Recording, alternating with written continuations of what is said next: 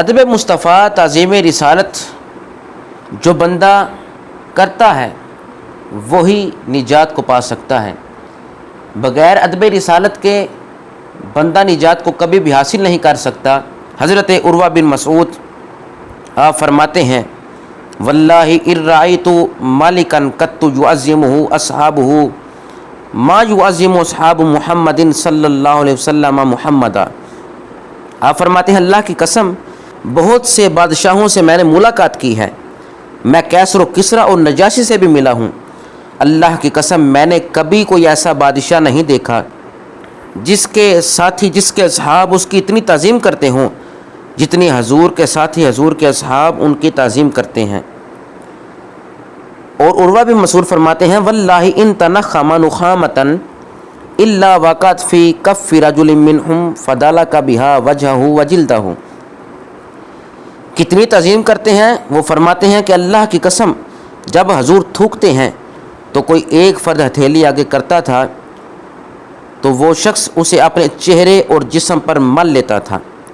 وَإِذَا أَمَرَهُمُ ابْتَدَرُوا أَمَرَهُ، اور جب بھی حضور کسی بات کا حکم کرتے تو وہ لوگ اس حکم کی پیروی کے لیے تیزی سے کوشش کیا کرتے تھے، وہ اتنی تعظیم کیا کرتے تھے کہ وہ کہتے تھے کہ میں یہ حکم پورا کروں۔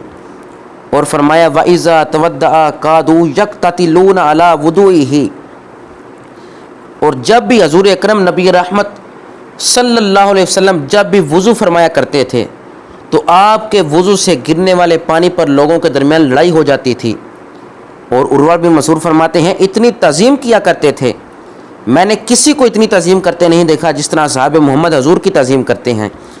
وَإِذَا تَكَلَّمَ خَفَضُوا أَصْوَاتَهُمْ عِنْدَهُ، جب بھی حضور گفتگو فرمایا کرتے تھے تو لوگوں کی آوازیں آپ کے سامنے پست ہو جایا کرتی تھیں، زبانیں خاموش ہو جایا کرتی تھیں، اور لوگ آپ کی تعظیم کے پیش نظر آپ کی طرف نگاہ اٹھا کر بھی نہیں دیکھتے تھے۔ یہ حضور کی تعظیم ہے، یہ ادب مصطفیٰ ہے، یہ تعظیم رسالت ہے۔